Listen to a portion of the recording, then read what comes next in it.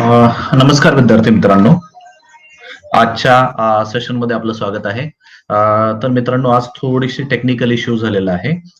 त्यामुळं आपण काय करूयात, लेक्चर नव्यानं सुरुवात करूयात, कारण की मधल्या काळामध्ये थोडासा बफरिंगचा इश्यू, पुन्हा इंटरनेटचा इश्यू, यामुळे मलाही लक्षात आलं नाही एक्झॅक्टली की नेमकं कुठल्या पार्ट पर्यंत लेक्चर हे रेकॉर्ड झालेलं आहे. साधारणतः मला वाटतं पहिले 4 ते 5 मिनिटाचं असं लेक्चर झालं होतं, पण आपण एक नव्यानं सुरुवात करूया जेणेकरून तो फ्लो आपला तुटणार नाही.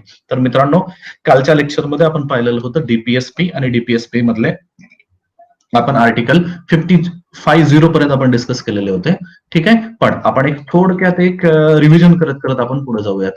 तर directive principle of state policy, मार्गदर्शक तत्वे, भाग 4 मध्ये दिलेली आहेत. भाग 4 मधील कलम 36 ते 51 मध्ये दिलेली आहेत. कलम 36 मध्ये राज्यसंस्थेची व्याख्या, कलम 37 मध्ये सांगितलेले आहे की हे जे मार्गदर्शक तत्वे आहे हे न्यायप्रविष्ट असणार नाहीत, पण तरी सुद्धा ते शासन व्यवहाराच्या दृष्टीने मूलभूत आहेत आणि कायदे करताना ही तत्वे लागू करणे हे राज्याचं कर्तव्य असेल. ठीक आहे, त्यानंतर आपण पुढचं पाहूयात. कलम 38 मध्ये काय सांगितलेलं आहे, अशी समाज व्यवस्था स्थापित करायची आहे. कशा? जी की जस्टिसच्या, न्यायाच्या आधारावरती असेल.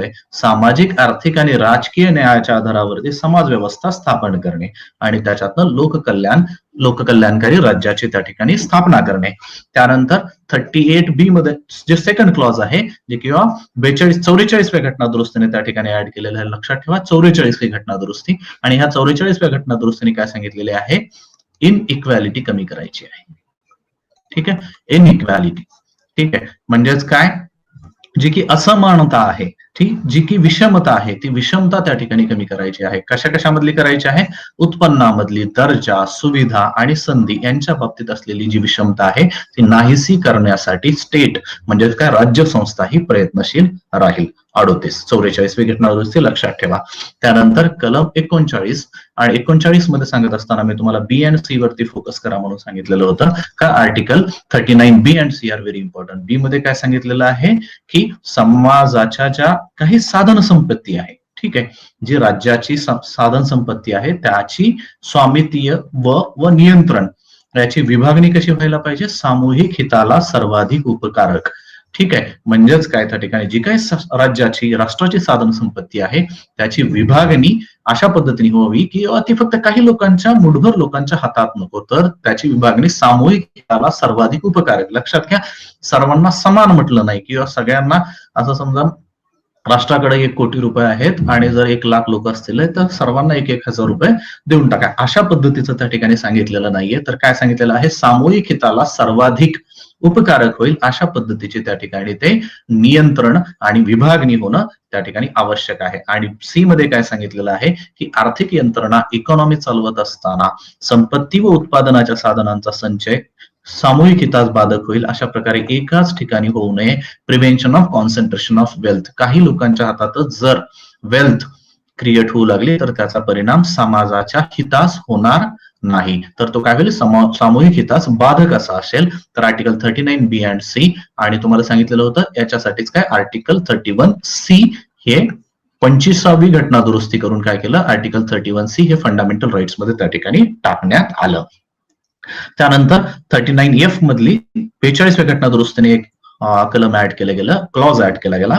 बालकांना निरामय पद्धतीने मुक्त व प्रतिष्ठापूर्ण वातावरणात आपला विकास करण्यासाठी संधी व सुविधा दिल्या जाव्यात आणि बालके व युवकांना शोषणापासून आणि नैतिक व भौतिक गरजांच्या बाबतीत उपेक्षेपासून संरक्षण दिले जावे. कलम 39 हे equal justice and free legal add याविषयी आपण डिस्कस केलेलं आहे. 42वी घटना दुरुस्ती, equal justice and free legal add, कायदेविषयक मोफत सहाय्य. कलम 40 पंचायत राज, गांधीयन प्रिन्सिपल, 73वी घटना दुरुस्ती आणि पंचायत राज ची स्थापना. कलम 41 मध्ये काय सांगितलेलं आहे, पब्लिक असिस्टन्स. कलम 41 सांगतं की राज्याला काही मदत करणं आवश्यक आहे.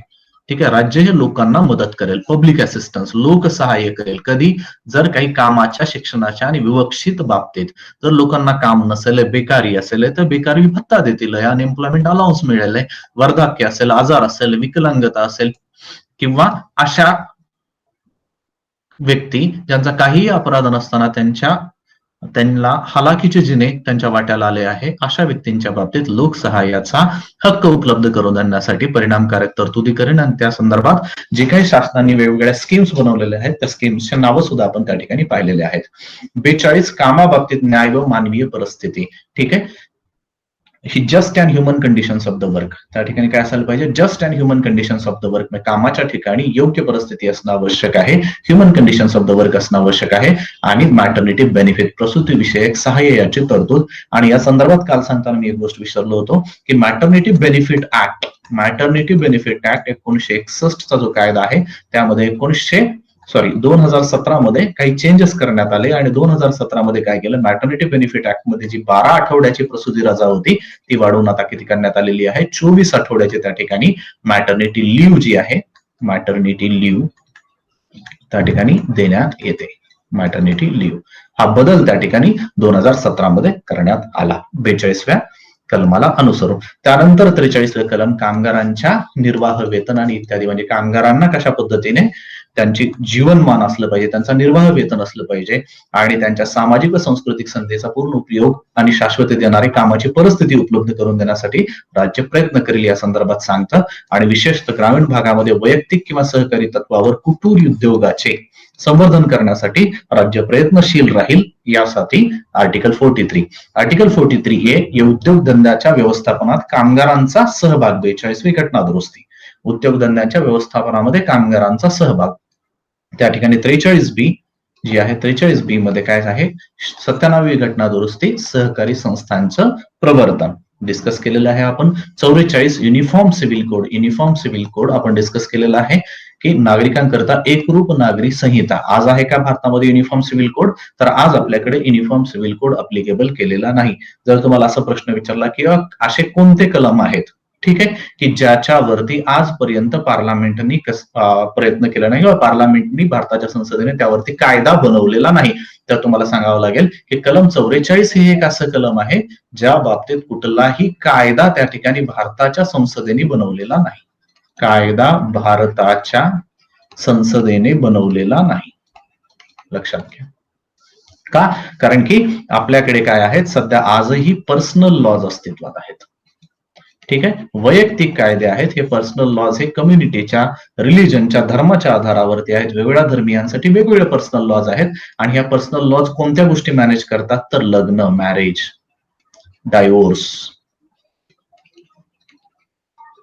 ठीक आहे, संपत्तीचा हक्क कसा असला पाहिजे, इनहेरिटन्स ऑफ प्रॉपर्टी, ठीक आहे, डायव्होर्सच्या बाबतीत मग मेंटेनन्स किती दिला जावा, पोटगी किती दिली जावी, त्याच पद्धतीने अडॉप्शन, ठीक आहे, या ज्या गोष्टी आहेत या सर्व गोष्टी ह्या पर्सनल लॉज द्वारे काय केल्या जातात, नियंत्रित केल्या जातात, रेग्युलेट केल्या जातात. ठीक आहे, पर्सनल लॉज आहेत. मग काय करायचं, युनिफॉर्म सिव्हिल कोड काय सांगतं की Hindu personal law, Muslim personal law, Christian personal law, Buddhist personal law यांच्या ठिकाणी काय असायला पाहिजे, युनिफॉर्म सिव्हिल कोड असला पाहिजे जो किंवा मॅरेज, डिवोर्स, मेंटेनन्स, इनहेरिटन्स आणि अडॉप्शन या सर्वांच्यासाठी एकच कायदा त्या ठिकाणी भारतात असणं आवश्यक आहे. आणि तुम्हाला मी एक माहिती दिली होती की भारतामध्ये एकमेव राज्य आहे गोवा जिथं कॉमन फॅमिली लॉ आहे.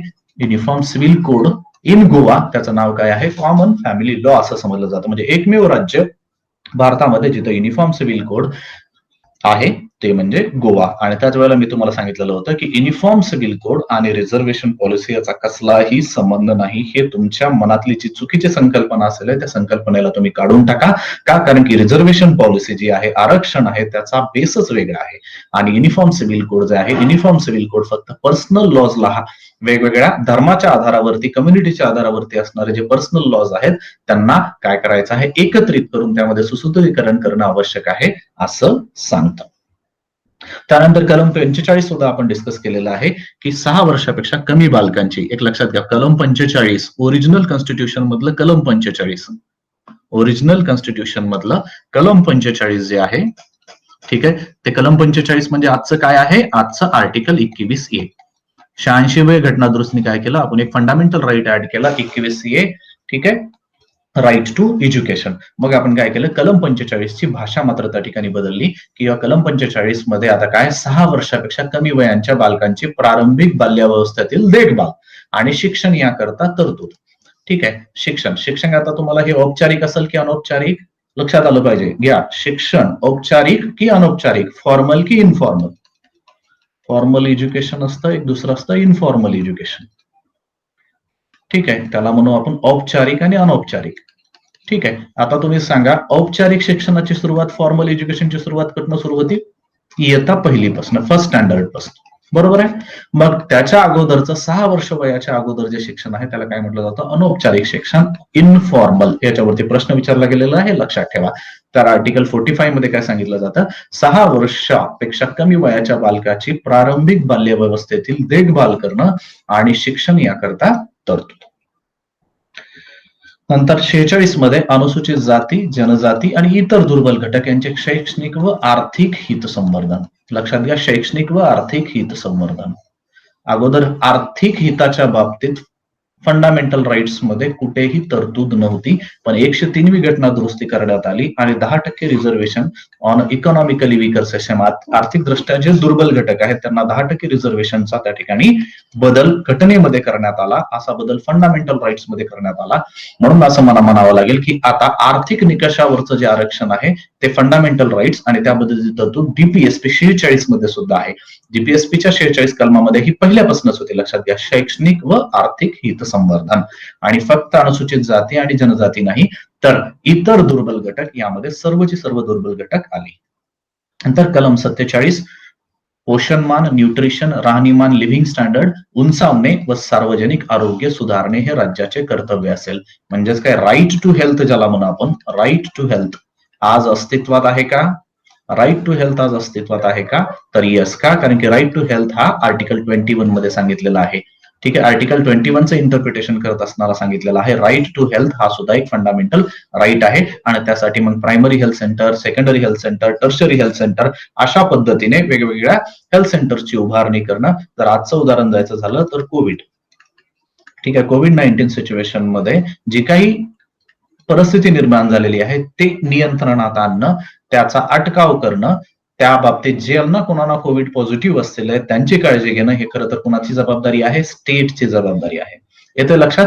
मग आर्टिकल 47 ही जबाबदारी कोणावरती टाकता आहे? राज्यावरती टाकता आहे. राईट टू हेल्थ हा सुद्धा एक फंडामेंटल राईट आपण म्हटलेला आहे आर्टिकल 21 च्या अंतर्गत. म्हणजे इथं स्टेट स्वतः त्या जबाबदारीपासून स्वतःला बाजूला करू शकत नाही. येतं लक्षात? त्याच पद्धतीने इथं काय सांगितलेलं आहे? दुसरा पार्ट, मादक पेय व आरोग्यास अपायकारक अशी अंमली द्रव्य यांचे औषधीय प्रयोजनाखेरीज सेवन करण्यावर बंदी आणण्यासाठी राज्य प्रयत्नशील राहील. मग या ठिकाणी राज्य करू शकतं का दारूबंदीचा नियम? राज्य हे दारूबंदीचा नियम करू शकतं, पण त्याला आधार काय असेल? मग कलम 47चा त्या ठिकाणी त्याला आधार असेल. कलम 48, आधुनिक व शास्त्रीय रीतीने कृषी व पशुसंवर्धन याची सुसूत्र व्यवस्था लावण्यासाठी राज्य प्रयत्नशील राहील. लक्षात घ्या, शेती हा भारताच्या अर्थसंस्थेचा एक, काय म्हणेन मी, एक प्रमुख बेस आहे. ठीक आहे, गाभा आहे. मग अशा वेळेला त्या शेतीच्या बाबतीत आधुनिक आणि शास्त्रीयरीतीने शेती असली पाहिजे. पशुसंवर्धन याची सुसूत्रता लावलेली असली पाहिजे. यासाठी राज्य प्रयत्नशील राहील. कलम 48. आणि 48चा दुसरा भाग लक्षात ठेवा, विशेषतः गायी व वासरे आणि इतर दुभती व जुंपणीची ओढकामाची जनावरे यांच्या जातीचे जतन करणे व त्या सुधारणे आणि त्यांच्या कत्तलीस मनाई करणे याकरता उपाययोजना करील. म्हणजे लक्षात येईल तुम्हाला आर्टिकल 48 म्हटलं की तुम्हाला काय आठवायला पाहिजे?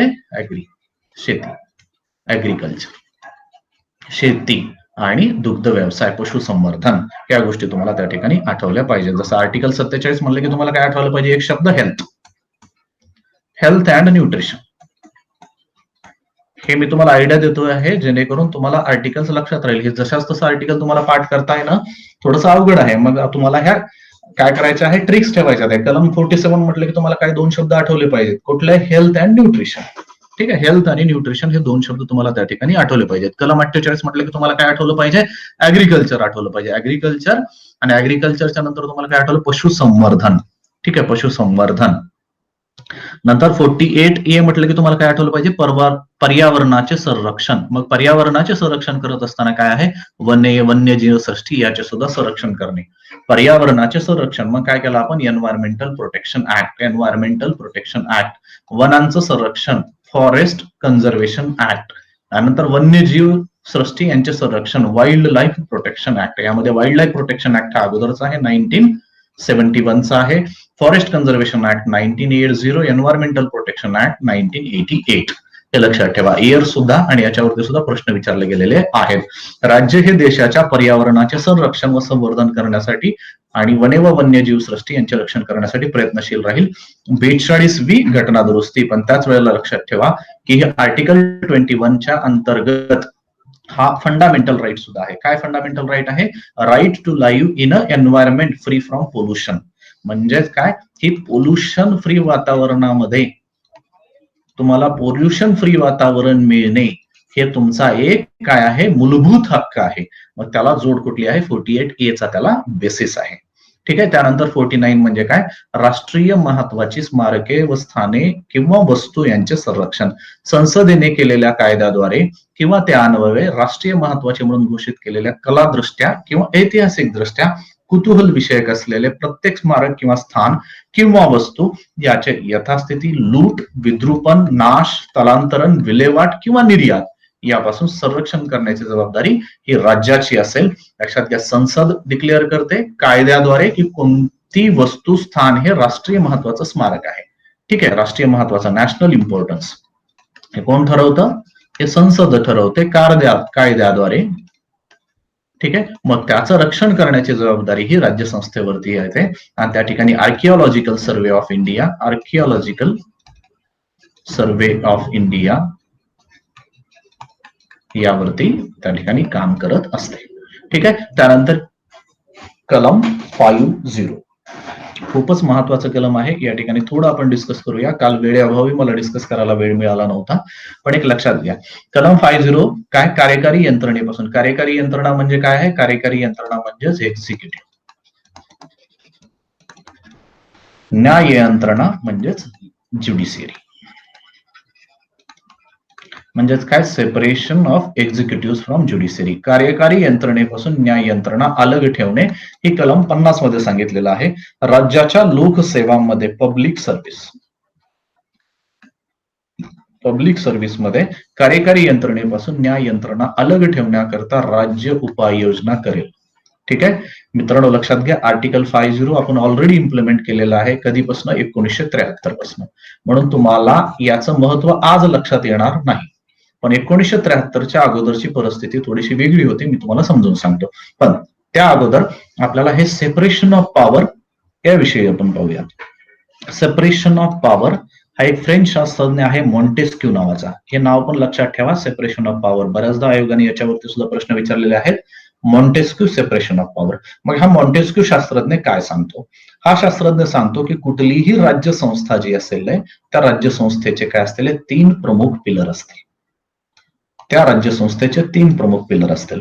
पहिला पिलर काय असेल? तर लेजिस्लेचर. पहिला पिलर काय आहे? लेजिस्लेचर. ठीक आहे, म्हणजेच काय? कायदे मंडळ. मग कायदे मंडळाचं काय काम आहे? तर कायदे बनवणे, कायदा बनवणे हे काय आहे? कायदा मंडळाचं त्या ठिकाणी काम आहे. दुसरं महत्वाचं प्रमुख अंग काय आहे? तर लेजिस्लेचरच्या नंतर दुसरं प्रमुख अंग म्हणजे एक्झिक्युटिव्ह. एक्झिक्युटिव्हचं काम काय आहे? त्यालाच आपण म्हणू कार्यकारी मंडळ. मग त्यांनी काय करायचं आहे? तर या कायद्यानुसार अंमलबजावणी करायची आहे. या कायद्याची अंमलबजावणी जी आहे ती कोण करेल? एक्झिक्युटिव्ह करते. ठीक आहे. त्यानंतर एक्झिक्युटिव्हच्या नंतर काय आहे? तिसरं अंग म्हणजे ज्युडिशियरी, न्यायपालिका किंवा त्याला आपण न्यायमंडळ म्हणू. न्यायमंडळ. मग ह्या न्यायमंडळाची काय जबाबदारी आहे की एक्झिक्युटिव्ह जी काही अंमलबजावणी करत आहेत ते कायद्यानुसार करतायत का नाही याच्यावरती लक्ष ठेवणं. म्हणजेच काय? कायद्याचे राज्य ही संकल्पना प्रत्यक्षात आणण्यासाठी ज्युडिशियरी पाहिजे. एक लक्षात घ्या, लेजिस्लेचरने कायदा बनवला, ठीक आहे, आणि त्यानंतर एक्झिक्युटिव्हने त्याचा अंमल सुरू केला. पण एक्झिक्युटिव्ह त्यानुसारच अंमल करतायत का नाही हे बघण्यासाठी कुठली तरी एक स्वतंत्र संस्था असणं आवश्यक आहे. नाहीतर मग काय करेल? एक्झिक्युटिव्ह म्हणेल की आम्ही जो कार्य करत आहोत ते कशासाठी करत आहोत? कायद्यानुसार करत आहोत, लोक कल्याणासाठी करत आहोत. प्रत्येक एक्झिक्युटिव्हचं कार्य मग लोक कल्याणासाठीच ठरेल का? कारण की ते सांगतायत म्हणून. मग त्यावरती लक्ष ठेवण्यासाठी एक संस्था असायला पाहिजे, ती म्हणजे ज्युडिशियरी, न्यायमंडळ. तर मॉन्टेस्क्यूनी ह्या 3 संस्था सांगितल्या आणि ह्या तिन्ही संस्थांमध्ये काय असलं पाहिजे, सेपरेशन ऑफ पॉवर, म्हणजे त्यांच्या अधिकार जे आहेत हे कम्प्लीट वेगवेगळे असणं आवश्यक आहे. आणि तुम्हाला लक्षात येईल आपल्याला की कायदे मंडळ, कार्यकारी मंडळ, न्याय मंडळ प्रत्येकाच्या काय आहेत, कक्षा वेगवेगळ्या आहेत. कायदे मंडळाचं काय काम आहे, कायदा बनवणं आहे. कार्यकारी मंडळ अंमलबजावणी, न्याय मंडळ त्याच्यावर लक्ष ठेवणं आहे, कायद्याचं राज्य स्थापन करणं आहे. बरोबर आहे. मग ह्या जर तिन्ही वेगवेगळ्या संस्था असतील तर त्यांना त्यांच्या क्षेत्रामध्ये स्वातंत्र्य तर पाहिजेच पाहिजे, ऑटोनॉमी पाहिजे, सोबत त्यांना काय पाहिजे, दुसऱ्या संस्थेपासून सुद्धा इंडिपेंडन्स पाहिजे.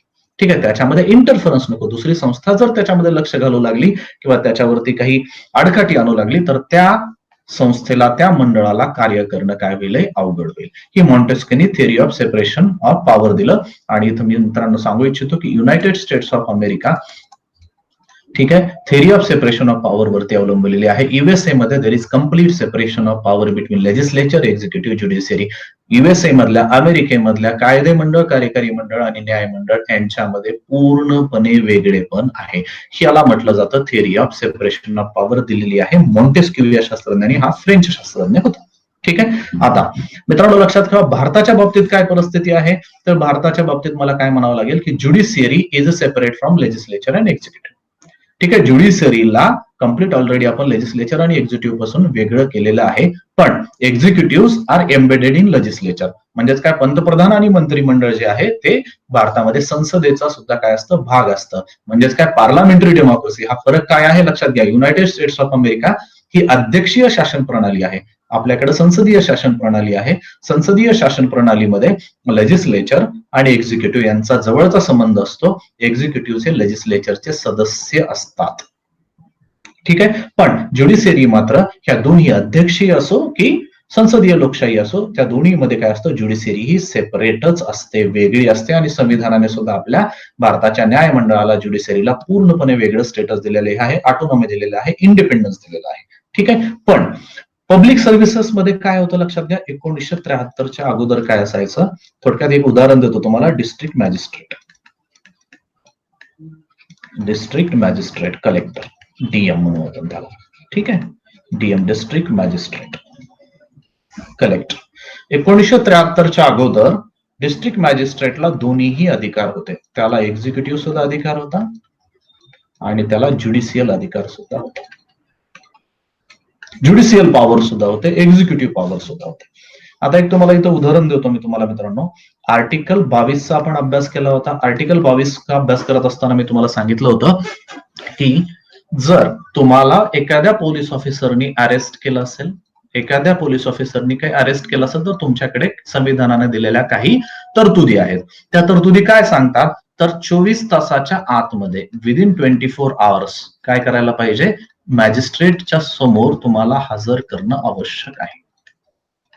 आणि जर मॅजिस्ट्रेटने ती जी अरेस्ट आहे ती ओके केली, अलो केली, तर त्या ठिकाणी तुम्हाला पोलीस कस्टडी किंवा ज्युडिशियल कस्टडीची त्या ठिकाणी त्याची ऑर्डर असू शकते. ठीक आहे. हे झालं आर्टिकल 22. काय सांगतं, 24 तासामध्ये मॅजिस्ट्रेटच्या समोर हजर करणं. जर हजर करणं शक्य नसेल तर त्या व्यक्तीला त्या ठिकाणी सोडून द्यावं लागतं. मग हा मॅजिस्ट्रेट म्हणजे कोणता, डिस्ट्रिक्ट मॅजिस्ट्रेट की ज्युडिशियल मॅजिस्ट्रेट, तर लक्षात घ्या मित्रांनो, 1973 मध्ये आपण सीआरपीसी मध्ये बदल केला आणि हा मॅजिस्ट्रेट म्हणजे ज्युडिशियल मॅजिस्ट्रेट स्पष्ट केलं. ज्युडिशियल मॅजिस्ट्रेट म्हणजे काय, त्या पोलीस अधिकाऱ्याला, त्या व्यक्तीला कोणाच्या समोर हजर करावा लागेल, ज्युडिशियल मॅजिस्ट्रेटच्या. पण 1973च्या अगोदरची परिस्थिती काय होती, तर इव्हन डिस्ट्रिक्ट मॅजिस्ट्रेटला सुद्धा तो अधिकार होता. एक लक्षात घ्या, खूप गमतीची गोष्ट आहे. डिस्ट्रिक्ट मॅजिस्ट्रेट जो आहे त्याच्याकडे लॉ अँड ऑर्डरची सुद्धा जबाबदारी असते. ठीक आहे. कायदा व सुव्यवस्था राखण्याची जबाबदारी कुणाची असते, त्या जिल्ह्यामध्ये तिथल्या कलेक्टरवरती असते. मग त्या संदर्भात कलेक्टर एखाद्या व्यक्तीचा अरेस्ट सुद्धा करून आणू शकतो. बरोबर आहे. एखाद्या व्यक्तीचे अरेस्ट आवश्यक वाटले तर कलेक्टर तसा आदेश देऊ शकतो. आणि त्यानंतर काय करतील, पोलीस त्या व्यक्तीला अरेस्ट करतील. अरेस्ट करून कोणाच्या समोर हजर करतील, कलेक्टरच्या समोर हजर करतील 24 तासामध्ये. मग ऑब्व्हियसली त्यांनीच जर सांगितलेलं असेल तर तो काय म्हणेल, ओके ही अरेस्ट योग्यच आहे. मी सांगतो आहे 1973च्या पूर्वीची परिस्थिती. 1973च्या पूर्वी जर कलेक्टरला वाटत असेल की एखाद्या व्यक्तीला अरेस्ट करायचं तर तो पोलिसांकरवी तो करून आणू शकतो. ठीक आहे. मग पोलीस काय करत होते, त्यांना कलेक्टरच्या समोर हजर करायचे. कलेक्टर त्या आदेशाला ओके म्हणणार आणि त्या व्यक्तीची अरेस्ट कंटिन्यू होत होती. ठीक आहे, म्हणजे जो व्यक्ती कलेक्टरकडे एक्झिक्युटिव्ह अथॉरिटी असते, बरोबर आहे, त्याच व्यक्तीकडे काय होते, ज्युडिशियल अधिकार सुद्धा होते. मग हे आर्टिकल 50च्या तत्वाच्या, सेपरेशन ऑफ पॉवर थिअरीच्या तत्वाच्या अगेन्स्ट मध्ये, विरोधामध्ये होतं. म्हणून 1973 मध्ये तो बदल केला गेला आणि कलेक्टरकडे असणारी, डिस्ट्रिक्ट मॅजिस्ट्रेटकडे असणारा हा अधिकार ज्युडिशियल मॅजिस्ट्रेटकडे त्या ठिकाणी शिफ्ट करण्यात आला. मग आज काय आहे, आज डिस्ट्रिक्ट मॅजिस्ट्रेट करू शकेल का ते ऑथोरायझेशन अरेस्टचं? नाही, तर काय करावं लागेल, ज्युडिशियल मॅजिस्ट्रेट कडनंच ते ऑथोरायझेशन करून घ्यावं लागेल. अदरवाईज 24 आवर्सच्या अरेस्ट मध्ये जर ज्युडिशियल मॅजिस्ट्रेटच्या समोर हजर नाही केलं तर त्या व्यक्तीला त्या ठिकाणी सोडून द्यावं लागेल. ठीक आहे, पण ही जी गोष्ट आहे ती कधी झालेली आहे, 1973 पासून. का, त्याला आधार काय आहे, बरेचसे बाकीचे कलम सुद्धा आहेत, पण या ठिकाणी लक्षात घ्या, इतर कलमांपेक्षा महत्वाचं कलम म्हणजे डीपीएसपी मधलं कलम 50. ठीक आहे, तर मित्रांनो आता या ठिकाणी आपण पुढचं चर्चा करूयात, एम गुप्ता. ठीक आहे, versus state of Jammu and Kashmir. ही केस लक्षात ठेवा, M Gupta versus state of Jammu and Kashmir. या केसमध्ये सुप्रीम कोर्टने काय सांगितलं, तर separation of power is a part of basic structure of the constitution. Separation of power हे काय आहे, बेसिक स्ट्रक्चर ऑफ द कॉन्स्टिट्यूशनचा भाग आहे. आणि तुम्हाला माहिती, बेसिक स्ट्रक्चर म्हणलं की तुम्हाला केशवानंद भारती केस, आणि एकदा का सेपरेशन ऑफ पॉवर हे बेसिक स्ट्रक्चर म्हटलं तर आता त्यामध्ये बदल करणं शक्य आहे का, त्यामध्ये बदल करणं पार्लमेंटला शक्य नाही. तर कलम 50च्या बाबतीत तुम्हाला 4 गोष्टी लक्षात ठेवायच्या आहेत. Separation of executive and judiciary, राज्याच्या लोकसेवामध्ये, कुठं, इन पब्लिक सर्व्हिस. ठीक आहे, त्याच पद्धतीने separation of power is a part of basic structure of the constitution. 1973 ला आपण अप्लिकेबल केलं आणि हे दोन्ही गोष्टी सेपरेट केल्या गेल्या. ठीक आहे, त्यानंतर व्हेरी इम्पॉर्टंट आर्टिकल 51. ठीक आहे, डीपीएसपी मधलं शेवटचं कलम. आणि मित्रांनो लक्षात घ्या, घटनाकारांनी फक्त भारताच्याच कल्याणाचा विचार केला नाही, तर जगाच्या कल्याणाचा सुद्धा त्या ठिकाणी विचार केला. आपली संस्कृतीच काय सांगते, वसुधैव कुटुंबकम, म्हणजेच काय, अवघे विश्वची माझे घर. असं असताना घटनाकार फक्त भारताच्याच लोककल्याणाचा विचार करतील का, भारतीयांच्याच? तर नाही. म्हणूनच आर्टिकल 51 जे की एक डीपीएसपी आहे, त्याद्वारे घटनाकारांनी सरकारांना, येणाऱ्या राज्य संस्थेला काय केलेत, काही मार्गदर्शक तत्व राखून दिलेले आहेत. ते मार्गदर्शक तत्व काय सांगतात, तर आंतरराष्ट्रीय शांतता व सुरक्षितता याच्या संवर्धन करण्यासाठी भारत सरकार, भारताचं राज्य हे प्रयत्नशील राहील या संदर्भात सांगतात. मग त्यात काय सांगितलेलं आहे, आंतरराष्ट्रीय शांतता व सुरक्षितता याचे संवर्धन करावे. भारताने काय करायला पाहिजे, इंटरनॅशनल पीस अँड ऑर्डर, नंतर परस्पर सहकार्य, आदर व न्यायाची आंतरराष्ट्रीय स्तरावर स्थापना करावी. ठीक आहे, आंतरराष्ट्रीय स्तरावरती काय असलं पाहिजे, राज्यामध्ये, राष्ट्रामध्ये त्या ठिकाणी परस्पर सहकार्य असले पाहिजे, त्यांना एकमेकांविषयी आदर असणं आवश्यक आहे आणि त्यांच्यामधला जो व्यवहार आहे हा न्यायाच्या तत्वावरती आधारलेला असला पाहिजे. राष्ट्रांनी आपसातील व्यवहारामध्ये आंतरराष्ट्रीय कायदे, करार व संकेतांचा आदर करावा. सर्वच राष्ट्रांनी काय करायला पाहिजे, जे काही आंतरराष्ट्रीय जबाबदाऱ्या आहेत त्यासाठी आंतरराष्ट्रीय कायदे असतील तर त्या आंतरराष्ट्रीय कायद्यांचं, करारांचा, संकेतांचा त्या ठिकाणी आदर करावा. इथं जर मला एक उदाहरण द्यायचं झालं तर मी युएसएचं उदाहरण देतो, अमेरिकेचं उदाहरण मला द्यावं लागेल. का देतो आहे लक्षात घ्या, का, कारण की अमेरिका आजचा सुपर पॉवर आहे, खूप महत्वाचा देश आहे. मग ओबामा ऍडमिनिस्ट्रेशनने काय सांगितलं, ओबामा जेव्हा त्या ठिकाणी प्रेसिडेंट होते त्यांनी काय केलं, पॅरिस करारामध्ये, पॅरिस अग्रीमेंट, जे की काय सांगता आहे, ग्रीन हाऊस गॅसचं इमिशन जे आहे, ठीक आहे, म्हणजेच काय, क्लायमेट चेंज, ग्लोबल वॉर्मिंग याच्या संदर्भात काय करायला आहे, पॅरिस अग्रीमेंट मध्ये युएसए भागीदार असेल आणि पॅरिस अग्रीमेंटच्या नुसार अमेरिका काय करेल, स्वतःच ग्रीन हाऊस गॅसेस जे आहे त्याचं उत्सर्जन जे आहे ते कमी करेल अशी ओबामानी कमिटमेंट दिली. बरोबर आहे, हा आंतरराष्ट्रीय करार त्या ठिकाणी नंतर केला गेला या संदर्भात. पण नंतर त्या ठिकाणी कोण आले, डोनाल्ड ट्रम्प आले. डोनाल्ड ट्रम्पने काय सांगितलं की नाही, हे पॅरिस अग्रीमेंट मध्ये अमेरिका असणार नाही, अमेरिका बाहेर आला. एक लक्षात घ्या, अमेरिका आजचा जर बघितला तर सगळ्यात जास्त प्रमाणावरती ग्रीन हाऊस गॅसेस उत्सर्जन करणारा देश आहे हिस्टॉरिकली बघितलं तर. ठीक आहे, चायनाने आजचा एकदम बघितलं तर ते जास्त सरप्लस केलेलं आहे. हिस्टॉरिकली बघितलं तर युएसएने सगळ्यात जास्त प्रमाणामध्ये त्या ठिकाणी काय केलेलं आहे, उत्सर्जन केलेलं आहे. आणि तेच राष्ट्र जर त्याच्या जबाबदारीपासून दूर जात असेल तर चालेल का, नाही. पण भारतीय घटनाकारांनी लक्षात घ्या, त्याच वेळेला काय सांगितलेलं आहे, तर राष्ट्रांनी आपसातील व्यवहारांमध्ये आंतरराष्ट्रीय कायदे, करार, संकेत यांचा आदर करणं आवश्यक आहे. त्याच पद्धतीने पुढचं आंतरराष्ट्रीय विवाद लवादांद्वारे व परस्पर सामंजस्याने सोडवण्याचा प्रयत्न करावा.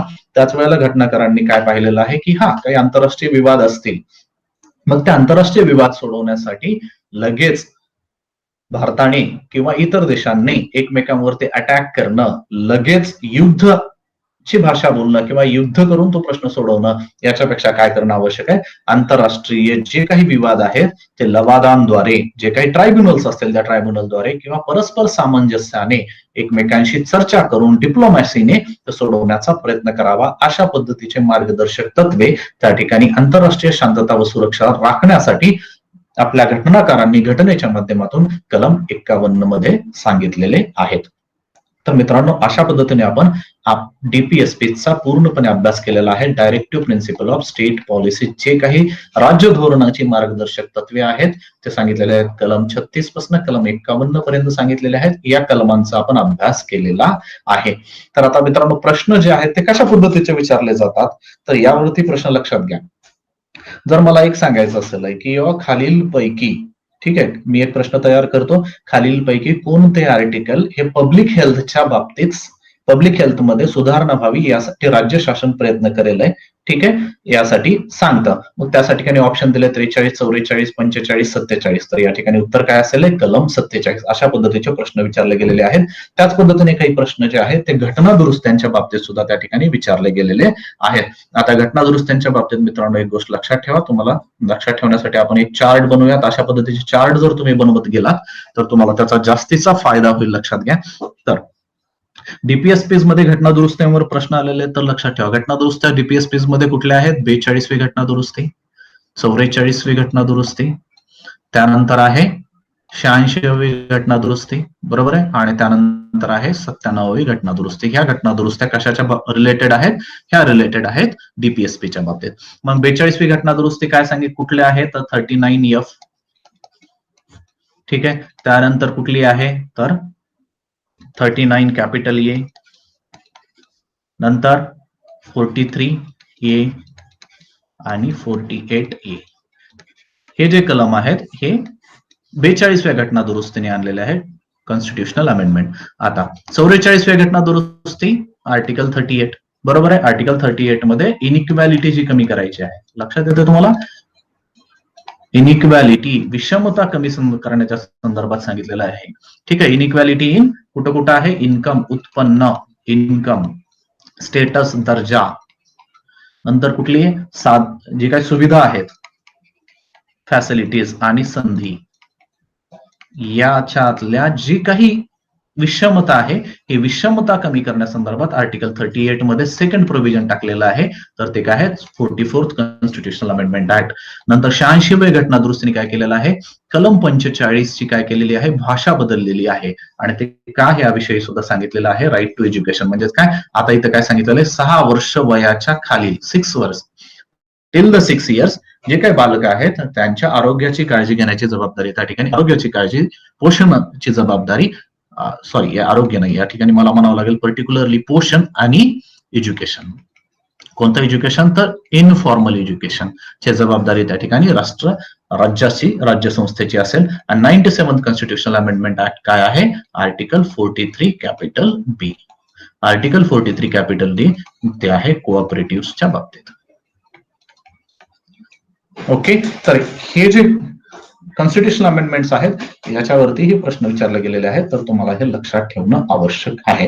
त्याच पद्धतीने मग जसं की free legal add 39A free legal add आहे, मग त्यासाठी शासनाने काय केलं तर लोक अदालत. मग तुम्हाला लोक अदालतीवरती प्रश्न विचारला जाऊ शकतो, ठीक आहे. लोक अदालत म्हणजे काय आहे, लोक अदालतच्या समोर कोणत्या केसेस असतात, सिव्हिलच असतात का क्रिमिनल पण असतात, या गोष्टींची तुम्हाला थोडीशी माहिती ठेवावी लागेल. मग ठीक आहे. तर मित्रांनो, अशा पद्धतीने आपण डीपीएसपीचा आपण डिटेल अभ्यास केलेला आहे. आता आपण थोडंसं अनालिसिस सुद्धा करूयात की डीपीएसपीच्या अनालिसिस मध्ये काय येईल, आपल्याला मार्गदर्शक तत्वांची उपयुक्तता, डीपीएसपीचा उपयोग काय झाला, लक्षात घ्या. आता ही तत्वे न्यायालयांसाठी एक उपयुक्त दीपस्तंभ म्हणून कार्य करतात, ठीक आहे.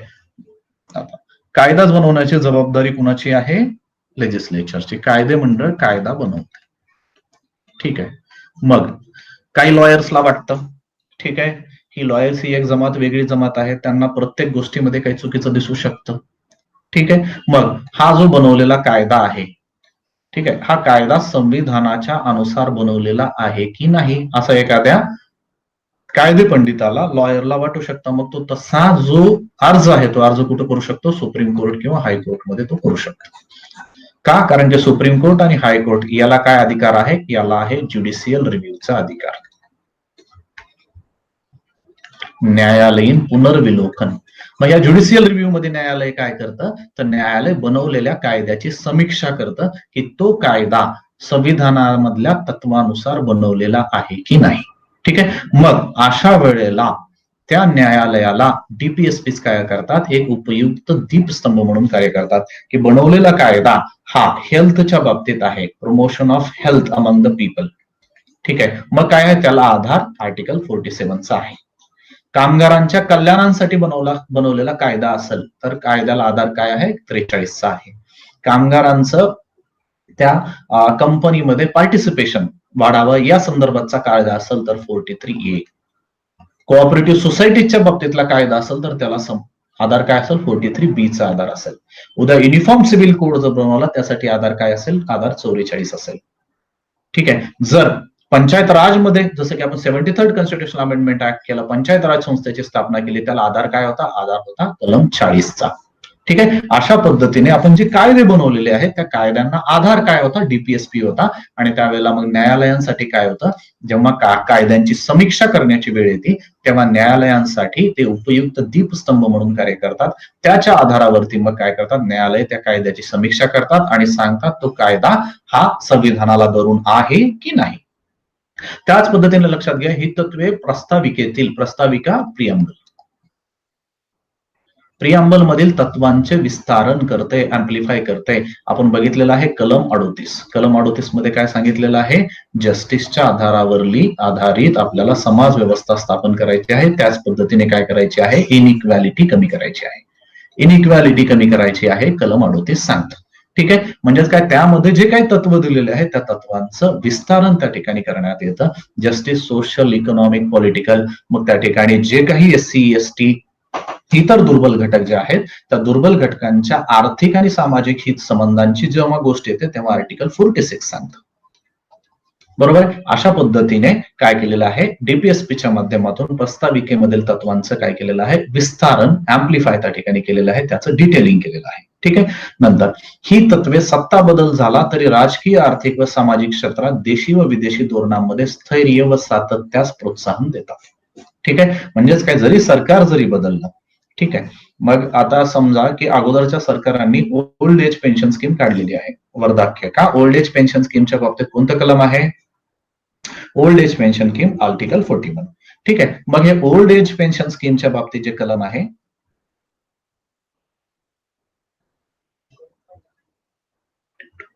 एक सेकंड, कधी कधी, ठीक आहे, येस, लोकसहाय ओल्ड एज, बरोबर आहे, 41. ठीक आहे, तर 41 जे कलम आहे, 41 जे कलम आहे ओल्ड एज पेन्शन स्कीम मधला जे 41 जे कलम आहे, ठीक आहे, ओल्ड एज पेन्शन स्कीम. मग सरकार बदललं म्हणून लगेच ही ओल्ड एज पेन्शन स्कीम काढून टाकली जाते का? नाही. तर हा, त्याचं नामकरण चेंज होईल. अगोदरच्या सरकारांनी जर इंदिरा गांधींच्या नावावर ठेवलेलं असेल तर नवीन सरकार कदाचित त्याला वेगळ्या नावावरती करेल, त्याचं नाव चेंज करेल आहे. पण फक्त सरकार बदलला, सत्ता बदल झाला म्हणून त्या ठिकाणी हे तत्वे बदलत नाहीत. अशा पद्धतीच्या ज्या स्कीम्स आहेत त्या चालू राहतात, म्हणून त्यामध्ये स्थैर्य व सातत्य राहतं. ही तत्वे नागरिकांच्या मूलभूत हक्कांना पूरक कार्य करतात. लक्षात घ्या, फंडामेंटल राईट्स अँड डीपीएसपी हे खरं तर काय आहेत? हे अधिकारच आहेत. फक्त ह्याचं डिव्हिजन केलेलं आहे का? कारण की त्यावेळी आपल्या म्हणजे स्वातंत्र्याच्या वेळी आपल्याकडे असणारे संसाधनं कमी होते. सर्वचे सर्व जे अधिकार आहेत ते जर फंडामेंटल राईट्स म्हटलं असतं तर आपलं जे काही राज्यसंस्था आहे त्यावरती ओव्हरबर्डन झालं असतं आणि अपेक्षित यश आपल्याला त्या ठिकाणी मिळालं नसतं. म्हणून मला म्हणावं लागेल की ही तत्वे नागरिकांच्या मूलभूत हक्कांना पूरक कार्य करतात.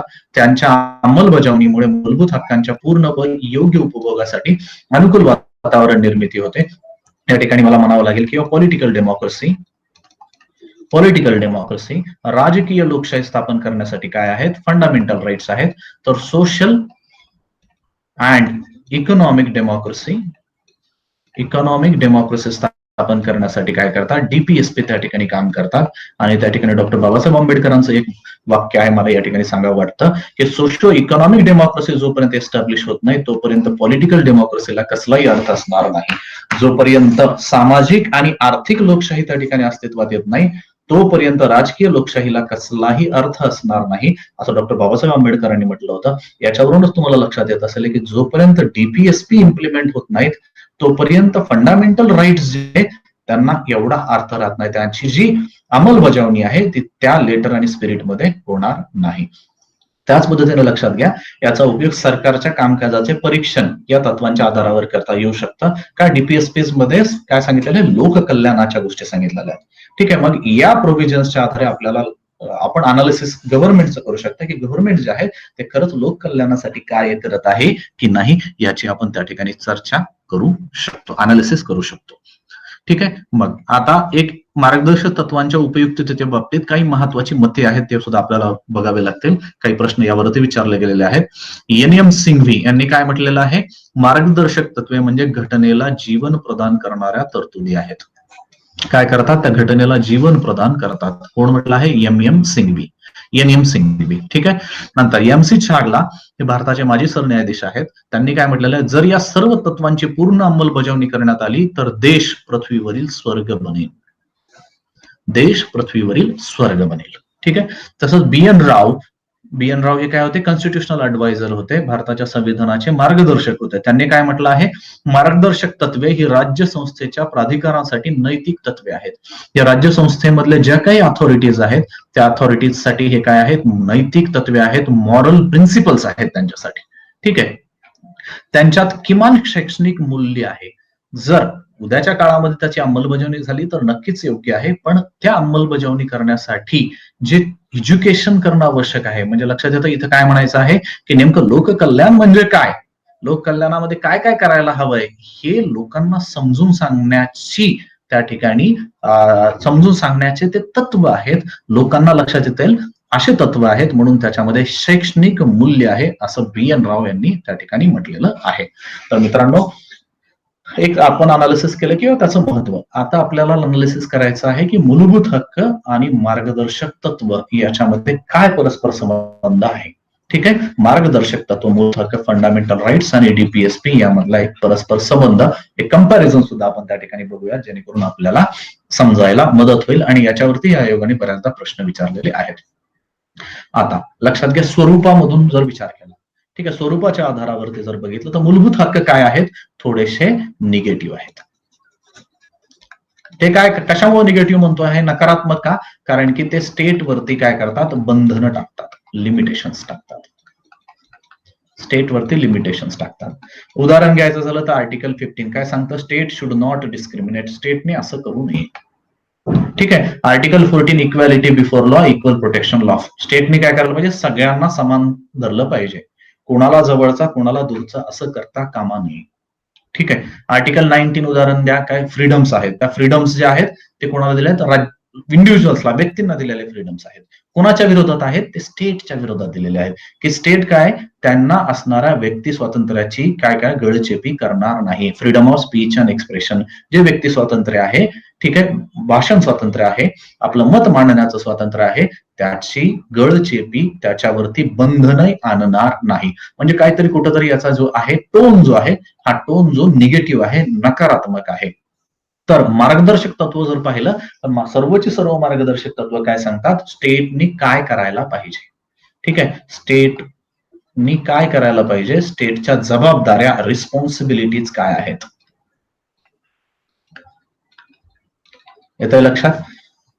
फंडामेंटल राईट स्टेट्सला त्यांचे लिमिटेशन सांगतं किंवा तुमची जबाबदारी, तुमचं लिमिटेशन्स आहे, काही व्यक्तीच्या स्वातंत्र्याच्या आड तुम्ही येता कामा नये, स्टेटला लिमिटेशन सांगतं. तर मार्गदर्शक तत्व काय करतात, स्टेटला रिस्पॉन्सिबिलिटीज सांगतात, रिस्पॉन्सिबिलिटीची जाणीव करून देतात. म्हणून त्याला थोडंसं पॉझिटिव्ह असं समजलं जातं. त्याचा जो टोन आहे हा पॉझिटिव्ह आहे, सकारात्मक आहे, सकारात्मक आहे.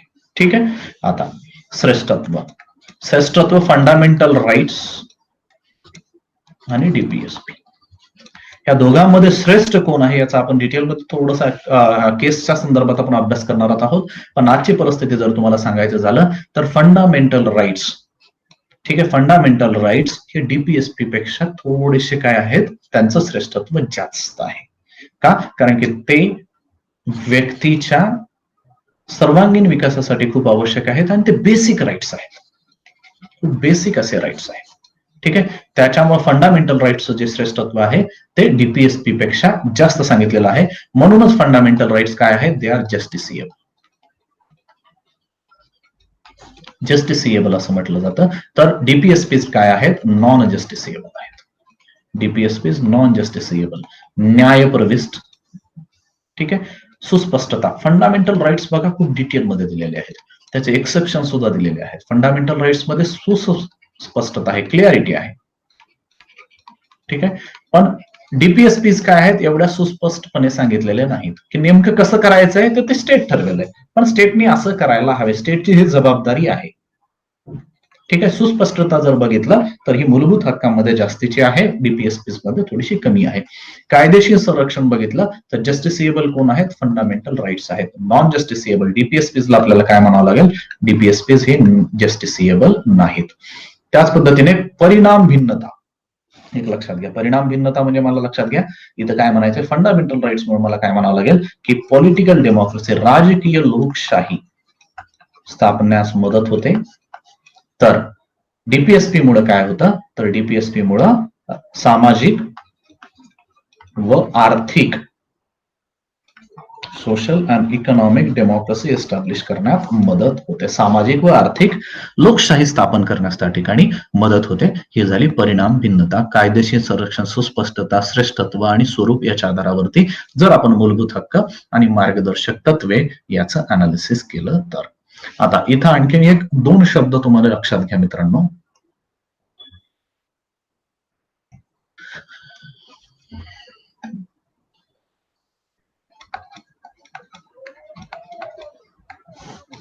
डीपीएसपी काय आहेत, नॉन जस्टिसिएबल.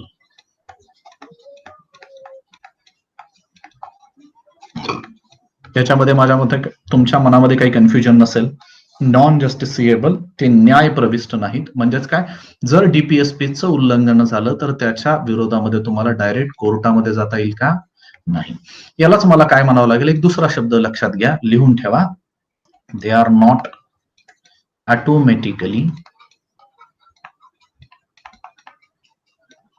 एनफोर्सिएबल. हे शब्द लक्षात ठेवा. दे आर नॉट ऑटोमॅटिकली एनफोर्सिएबल. म्हणजे काय, ते ऑटोमॅटिकली त्याचं अंमलबजावणी होईल का, नाही, त्याची ऑटोमॅटिक अंमलबजावणी होणार नाही. पण याच्यातनं मला काय म्हणायचं आहे, जर संसदेने कायदा बनवला, संसदेने जर कायदा बनवला तर त्याची अंमलबजावणी करता येईल का, तर त्याची अंमलबजावणी करता येईल. ठीक आहे, तर मग मला इथं दोन शब्द लक्षात ठेवायचे, they are not automatically enforceable, not automatically enforceable. ठीक आहे, आणि दुसरा शब्द काय म्हणता येईल मला, enforceable. They can be enforced by making laws. They can be enforced by making laws. कायदा बनवून त्याची अंमलबजावणी केली जाऊ शकते. Enforceable by making laws. तर जर तुम्हाला जर असं स्टेटमेंट आलं, ठीक आहे, डीपीएसपी आर नॉन जस्टिसिएबल, बरोबर स्टेटमेंट आहे. जर तुम्हाला असं स्टेटमेंट आलं, directive principle of the state policy are not automatically enforceable, ते सुद्धा त्या ठिकाणी स्टेटमेंट बरोबर आहे. आणि जर तुम्हाला असं स्टेटमेंट आलं, directive principles of the state policy are enforceable or can be enforced by making laws, तर हे सुद्धा त्या ठिकाणी स्टेटमेंट तुम्हाला बरोबर पकडावं लागेल. DPSPs can be enforced by making laws, कायदा बनवून त्याची अंमलबजावणी केली जाऊ शकते, पण ऑटोमॅटिकली त्याची अंमलबजावणी होत नाही. आता एक आणखीन इथे एक शब्द लक्षात घ्या, तुम्हाला कन्फ्युजन होऊ शकतं, म्हणून हा शब्द तुम्ही कुठेतरी लिहून ठेवा, लीगली एनफोर्सिएबल. मग आता मला तुम्ही सांगा मित्रांनो की directive principle of the state policy हे लीगली एनफोर्सिएबल आहेत की नाही. ठीक आहे, मी तुम्हाला हा प्रश्न विचारतो आहे की directive principle of the state policy, DPSP हे लीगली एन्फोर्सिएबल आहेत की नाही. तर लक्षात घ्या मित्रांनो, जेव्हा हा लिगली हा शब्द अगोदर आलेला आहे, एन्फोर्सिएबल इथं लक्षात घ्या, enforceable by laws, by making laws मध्ये कायदा, लॉज हा शब्द नंतर आलेला आहे, पण लिगली एन्फोर्सिएबलचा अर्थ होतो ऑटोमॅटिकली एन्फोर्सिएबल. लिगली एन्फोर्सिएबल म्हणजेच ऑटोमॅटिकली एन्फोर्सिएबल. लिगली एन्फोर्सिएबल म्हणजेच काय, जर काही अडचण आली, त्याची जर व्हायलेशन होत असेल, जर व्हायलेशन होत असेल तर काय होईल, त्याच्या अंमलबजावणीसाठी तुम्हाला कोर्टामध्ये जाता येईल, त्यालाच म्हणलं जातं लिगली एन्फोर्सिएबल. मग डीपीएसपी लिगली एन्फोर्सिएबल आहेत का? नाही. DPSPs are not legally enforceable. ठीक आहे. तर आता तुम्हाला मी 2 स्टेटमेंट लिहितो आहे, ज्याच्यावरून तुम्हाला आयडिया लक्षात येईल.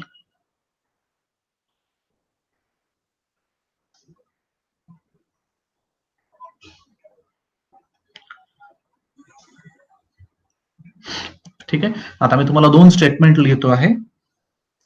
Directive principles of state policy, DPSPs are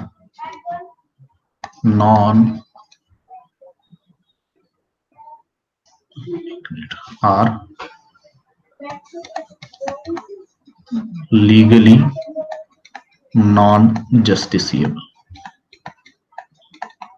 Legally non-justiciable. आणि दुसरं स्टेटमेंट लिहितो आहे, DPSPs can be enforceable by law. ठीक आहे. हा पहिला स्टेटमेंट आहे आणि दुसरं स्टेटमेंट आहे, DPSPs are legally non justiciable, non enforceable, non enforceable. ठीक आहे. DPSPs are legally non enforceable, बरोबर स्टेटमेंट आहे का? कारण की ते लीगली म्हणजे ऑटोमॅटिकली एन्फोर्सिएबल आहेत का? नाही. पण DPSPs can be enforced by law. ठीक आहे. They are enforceable by law. जेव्हा असं म्हणतो तेव्हा मला त्याला योग्य स्टेटमेंट म्हणावं लागेल. हे दोन्ही स्टेटमेंट त्या ठिकाणी करेक्ट आहेत. तुम्ही लक्षात ठेवा, उद्या कन्फ्युजन नको.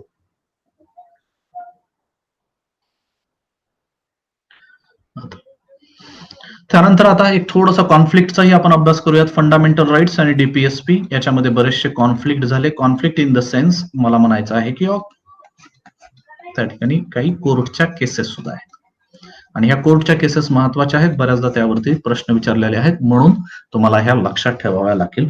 सगळ्यात पहिली केस आहे चंपकम दोराईराजन केस. चंपकम दोराईराजन केस 1951. लक्षात घ्या काय चंपकम दोराईराजन केसच्या समोर काय प्रश्न होता, लक्षात घ्या की फंडामेंटल राईट्स आणि डीपीएसपी याच्यामध्ये श्रेष्ठ कोण?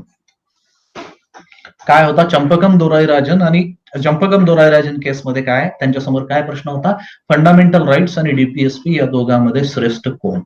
जर एखादं डीपीएसपी इम्प्लिमेंट करण्यासाठी फंडामेंटल राईट व्हायलेट होत असेल, ठीक आहे, जर फंडामेंटल राईटचं उल्लंघन होत असेल तर करायचं काय? ठीक आहे. हा प्रश्न चंपकम दोराईराजनच्या समोर होता. मग या चंपकम दोराईराजन केसमध्ये सुप्रीम कोर्टने काय सांगितलं की जेव्हा केव्हा फंडामेंटल राईट आणि डीपीएसपी मध्ये कॉन्फ्लिक्ट असेल, फंडामेंटल राईट्स वुड ऑलवेज प्रिव्हेल. कोण श्रेष्ठ सांगितलं? फंडामेंटल राईट हे डीपीएसपी पेक्षा श्रेष्ठ आहेत. ठीक आहे. कुणाचा पगडा भारी असेल तर हे फंडामेंटल राईट्सचा पगडा भारी असेल. म्हणजेच काय, त्यांनी डीपीएसपी ला दुय्यम स्थान दिले. दुय्यम स्थान दिले, सेकंडरी स्टेटस. प्रायमरी स्टेटस कोणाचा आहे? फंडामेंटल राईट्स आहे. का? कारण की ते न्यायप्रविष्ट आहेत. फंडामेंटल राईट्स हे महत्वाचे आहेत, डीपीएसपी आहेत महत्वाचे, पण त्यांना काय आहे? दुय्यम स्थान दिलं, सेकंडरी चंपकम दोराईराजन. पण त्याच वेळेला त्यांनी काय सांगितलं की जर एखादं जर डीपीएसपी बदलायचं असेल, डीपीएसपी इम्प्लिमेंट करायचं असेल, ठीक आहे, जर डीपीएसपी ची अंमलबजावणी करायची असेल आणि त्याच्या आड एखादं जर फंडामेंटल राईट्स येत असेल, एखाद्या डीपीएसपीच्या अंमलबजावणीच्या आड एखादा फंडामेंटल राईट्स येत असेल, तर मग काय करा? त्यांनी उत्तर सुद्धा देऊन टाकलं. तुम्ही काय करा? फंडामेंटल राईट्स चेंज करा, म्हणजे फंडामेंटल राईट अमेंड करा, ठीक आहे, आणि डीपीएसपीची अंमलबजावणी करा. येतोय लक्षात? चंपकम दोराईराजन केस यांच्या समोरचा प्रश्न काय होता? फंडामेंटल राईट्स आणि डीपीएसपी या दोघांमध्ये जर कॉन्फ्लिक्ट झालं तर श्रेष्ठ कोण? मग चंपकम दोराईराजन केसमध्ये सुप्रीम कोर्टने क्लिअर केलं की फंडामेंटल राईट्स श्रेष्ठ आहेत, डीपीएसपी ला दुय्यम स्थान आहे. पण जर डीपीएसपी इम्प्लिमेंटच करायचं असेल तर मग काय करा, तर तुम्ही त्याच्या आड येणारा फंडामेंटल राईट बदला, त्याच्यामध्ये अमेंडमेंट करा. म्हणजेच त्यांनी काय सांगितलं, तर पार्लमेंटला फंडामेंटल राईट्स मध्ये अमेंड करण्याचा अधिकार आहे. पार्लमेंट फंडामेंटल राईट अमेंड करू शकतं का, तर उत्तर आहे हो. चंपकम दोराईराजन केस. त्याच वेळेला त्यांनी सांगितलं की directive principles have to work as a supplement with the fundamental rights, म्हणजे त्यांचं काय सप्लिमेंटरी सेकंडरी स्टेटस आहे. आलं लक्षात तुम्हाला? चंपकम दोराईराजन केस, फंडामेंटल राईट्स हे काय आहे, डीपीएसपी पेक्षा श्रेष्ठ आहेत.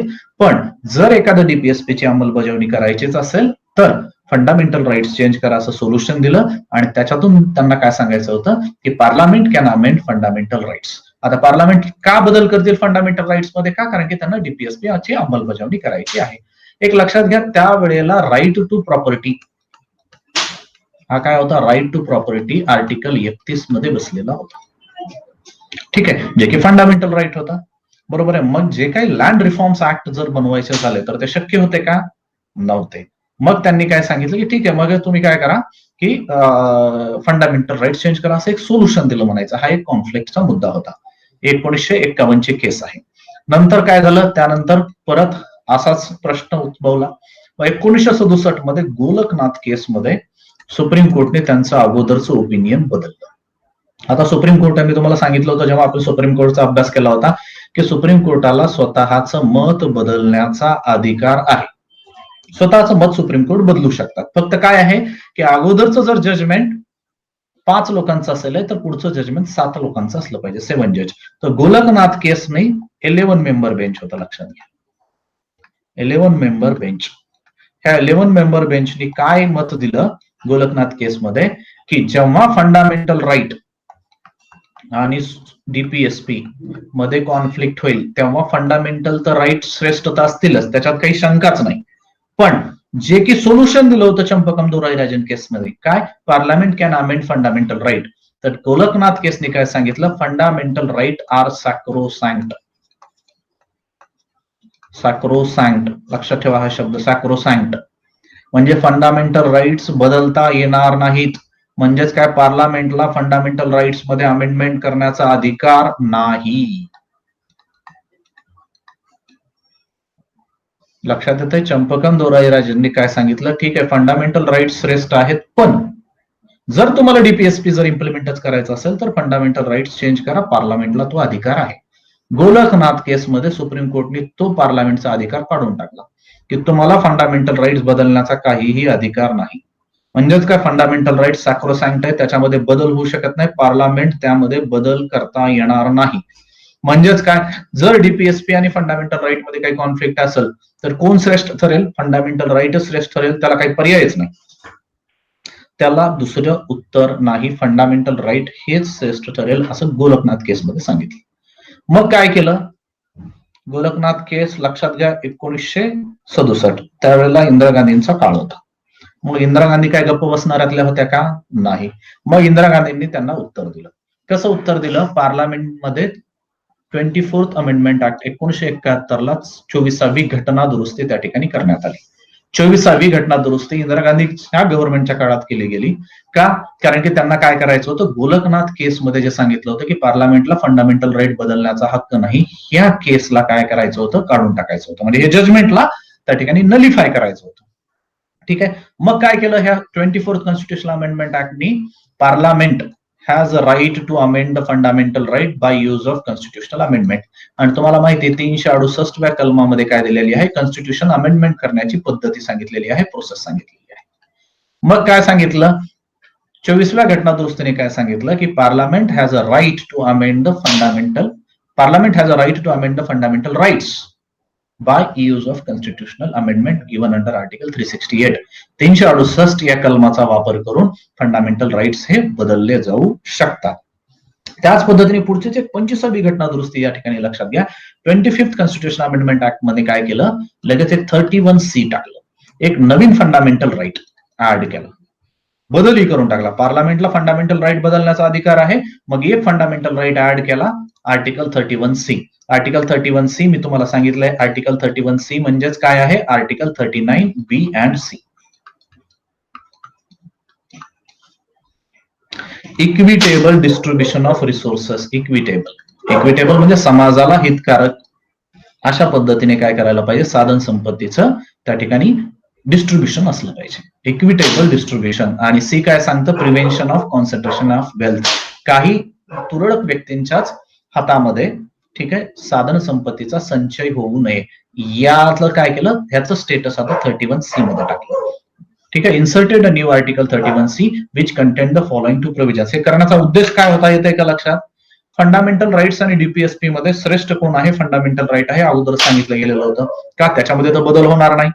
हा, फक्त फंडामेंटल राईट बदलायचा का नाही, तर फंडामेंटल राईट मध्ये अमेंडमेंट करता येऊ शकते. पण अमेंडमेंट जरी करण्याचा अधिकार असला तरी 39B आणि C चं स्टेटस जे आहे हे डीपीएसपी असल्यामुळे काय असायचं, फंडामेंटल राईट पेक्षा कमी राहू शकतात. म्हणून त्याचं स्टेटस फंडामेंटल राईट हे करण्यासाठी article 31C 25th constitution amendment act, आणि तुम्हाला त्याचे प्रोव्हिजन्स इथे लक्षात येतील. No law which gives effect to the directive principles can be declared invalid and unconstitutional on the ground that it is violating fundamental rights, namely Article 14, 19 and 31. ठीक आहे. म्हणजेच काय म्हटलं, किंवा no law giving effect to directive principles under article 39B and C असं पाहिजे इथे. 39B and C च्या अंमलबजावणीसाठी, ठीक आहे, जर आर्टिकल 14 आणि आर्टिकल 19चं व्हायलेशन होत असेल किंवा आर्टिकल 31चंही व्हायलेशन होत असेल तरी सुद्धा त्या ठिकाणी काय असेल आहे, डीपीएसपी 39B and C श्रेष्ठ ठरतील असं स्पष्ट केलं. दुसऱ्या प्रोव्हिजन मध्ये काय सांगितलं, आता एक लक्षात घ्या. पहिल्यात काय सांगितलंय, no law which gives effect to the directive principles. 39B and C ला इम्प्लिमेंट करणारा कुठलाही कायदा जर 14, 19, 31 च्या आड येत असेल तरी सुद्धा तो काय ठरेल, 39B and C ला इम्प्लिमेंट करणारा आहे, म्हणून त्याला अनकॉन्स्टिट्युशनल डिक्लेअर करता येणार नाही, तो कायदा अवैध ठरणार नाही. पण इंदिरा गांधीने त्याच्या पुढे गेल्या, त्या काय म्हणल्या की आता बनवलेला कायदा हा 39B and C साठीच आहे का नाही, ठीक आहे, तो 39B and C च्याच अंमलबजावणीसाठी आहे की नाही, हे सर सांगण्याचा अधिकार कोणाला आहे, हा अधिकार पार्लमेंटला आहे. No law containing declaration for giving effect to such a policy shall be questioned in any court on the ground that it does not give effect to such a policy. म्हणजे एक लक्षात घ्या, त्यावेळेला इंदिरा गांधींना त्यावेळेचा कंटेक्स्ट लक्षात घ्या की बँकेचं नॅशनलायझेशन सुद्धा करायचं होतं. सगळ्या बँक ज्या प्रायव्हेट बँका आहेत त्या प्रायव्हेट बँका विकत घ्यायच्या होत्या. राईट टू प्रॉपर्टी होतं, प्रायव्हेट बँकवाले तर घेऊ देणार झाले होते. मग त्यावेळेला त्यांच्याकडे ऑप्शन काय होतं, तर मग त्यांनी काय सांगितलं की ह्या बँकांच्या माध्यमातून काय व्हायला, धनसंचय एकाच ठिकाणी होत आहे. मग हा धनसंचय काय करायला पाहिजे, त्याचं इक्विटेबल डिस्ट्रीब्युशन व्हायला पाहिजे, त्या संपत्ती लोकांमध्ये वितरित करणं आवश्यक आहे. मग वितरित करण्यासाठी त्याला अगोदर सरकारला स्वतःच्या मालकीची करून घ्यावं लागेल. मग 39B and C च्या आड 14, 19, 31 येत असतील तरी सुद्धा काय होईल, तो केलेला कायदा हा अवैध ठरत नाही. त्यासोबतच काय सांगितलं की no law containing declaration for giving effect, म्हणजे असा कायदा आम्ही बनवलेला आहे आणि आम्ही सांगत आहोत की तो 29B आणि C च्या अंमलबजावणीसाठी आहे. मग आता कोर्टाने त्याचा क्वेश्चन मार्क करायचा नाही. कोर्टाने आता आम्हाला सांगण्याची आवश्यकता नाही की तो कायद्याचा उद्देश खरंच काय आहे, आम्ही सांगितलं आहे तोच पूर्ण. लक्षात घ्या, त्यावेळी सुद्धा राईट टू प्रॉपर्टी हा फंडामेंटल राईट होता. मग त्यानंतर आली केशवानंद भारती केस. कशाला, 24व्या आणि 25व्या घटना दुरुस्तीला एक रिस्पॉन्स म्हणून केशवानंद भारती केस. त्या केशवानंद भारती केसने काय सांगितलं की 31C मधलं जे दुसरं प्रोव्हिजन आहे, ठीक आहे, 31C मधलं हे दुसरं प्रोव्हिजन आहे, दिस इज ऍक्च्युअली 31C1, ठीक आहे, आणि हे 31C2 आहे. ठीक आहे, त्या 31C चं दुसरं प्रोव्हिजन काय करताय, आमच्याकडे ज्युडिशियल रिव्ह्यूचा अधिकार आहे. कोर्ट काय म्हणाले, ज्युडिशियल रिव्ह्यू, न्यायालयीन पुनर्विलोकन हा आमचा हक्क आहे. केशवानंद भारती केसमध्ये बेसिक स्ट्रक्चर म्हणून सांगितलं, ज्युडिशियल रिव्ह्यू हा बेसिक स्ट्रक्चरचा भाग आहे. पार्लमेंट कायदा बनवून किंवा पार्लमेंट अमेंडमेंट करून, घटना दुरुस्ती करून हा अधिकार आमच्यापासून घेऊ शकत नाही. ठीक आहे, मग 31C चे पहिली प्रोव्हिजन आहे त्याला कोर्टाने ओके म्हटलं. कोर्ट काय म्हणलं, ठीक आहे, 29B and C, 29B काय आहे, equitable distribution of resources, C काय आहे, prevention of concentration of wealth. 29B आणि C च्या अंमलबजावणीसाठी किंवा ह्या अंमलबजावणीच्या आड 14, 19, 31 आर्टिकल येत असतील तर आम्ही काय करू, 39B आणि C ला महत्व देऊ. पण ती पॉलिसी, तो कायदा खरंच 39B अँड Cच्या अंमलबजावणीसाठी आहे की नाही हे मात्र आम्ही पाहणार. का? कारण की तो आमचा हक्क आहे. Judicial review is a basic structure of the constitution. म्हणजेच काय, केशवानंद भारती केसनी 25व्या घटना दुरुस्तीच्या पहिल्या पार्टला ओके म्हटलं, पण दुसऱ्या पार्टला त्यांनी ओके म्हटलं नाही. ठीक आहे. मग त्यानंतर मग इंदिरा गांधींनी काय केलं? इंदिरा गांधींचा रिस्पॉन्स होता 42वी घटना दुरुस्ती. 42व्या घटना दुरुस्ती 1976. इंदिरा गांधी आता 39B अँड Cच्या बाबतीतच नाही. तर आता इंदिरा गांधींनी काय म्हटलं, लक्षात घ्या, इथं इंदिरा गांधी हा शब्द मी त्यावेळेच्या काँग्रेस सरकारला अनुसरून बोलत आहे. ठीक आहे. त्यामुळं शब्दसह मी काही इंदिरा गांधींचा क्रिटिसायझर नाहीये. ओके, हा, इंदिरा गांधींच्या पॉलिसीचं क्रिटिसिझम त्या ठिकाणी होऊ शकतं, घेतलेल्या निर्णयांचं, पण ऍज अ व्यक्ती म्हणून भारताच्या जे काही पंतप्रधान झालेत, ठीक आहे, त्यामध्ये कुठंतरी त्यांचं जे नाव आहे हे खूप वेगळं आहे. ठीक आहे. आणि त्यांनी भारताच्या भल्यासाठी, देशाच्या भल्यासाठी खूप मोठे कार्य सुद्धा केलेले आहेत. त्यांची कमिटमेंट, त्यांचा प्रसंगी भारताची जी काही मूल्य आहेत त्या मूल्याच्या रक्षणासाठी त्यांना त्यांचा जीव सुद्धा गमवावा लागला.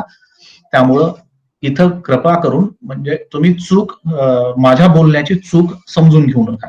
ठीक आहे, त्याला चुकीचं समजून घेऊ नका. इंदिरा गांधी गव्हर्नमेंट मला म्हणायचं आहे, त्यावेळेसचं काँग्रेस गव्हर्नमेंट. मग त्यांनी उत्तर कसं दिलं? त्यांचं उत्तर काय होतं? आता 39B अँड C नाही तर कुठलंही डायरेक्टिव्ह प्रिन्सिपल्स, ठीक आहे, जर अंमलबजावणी करताना जर फंडामेंटल राईट्स त्याच्या आड येत असतील तर DPSP श्रेष्ठ ठरतील. फंडामेंटल राईट आणि DPSP मध्ये श्रेष्ठ कोण? तर directive principle of state policy हे श्रेष्ठ ठरेल. स्पष्टपणे सांगितलं. जरी फंडामेंटल राईट जस्टिसेबल असतील तरीही 42nd कॉन्स्टिट्युशनल अमेंडमेंट ऍक्ट केली, संविधानामध्ये असा बदल केला, DPSP हे फंडामेंटल राईट्स पेक्षा श्रेष्ठ आहेत. ठीक आहे. म्हणजेच काय, गोलकनाथ केसचं जे जजमेंट आहे, गोलकनाथ केसने काय सांगितलेलं होतं? फंडामेंटल राईट्स आर सॅक्रोसॅन्क्ट, DPSP पेक्षा महत्वाचे आहेत फंडामेंटल राईट्स. ठीक आहे. मग 42व्या घटना दुरुस्तीने काय म्हटलं? DPSP फंडामेंटल राईट्स पेक्षा श्रेष्ठ आहेत. एकदम त्याच्या उलट.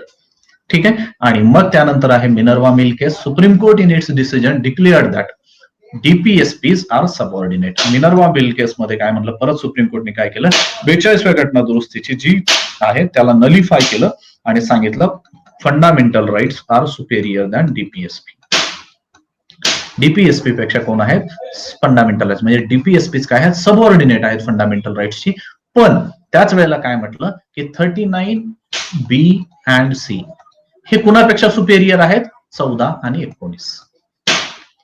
14 आणि 19 पेक्षा 39B अँड C हे काय आहेत? सुपेरियर आहेत.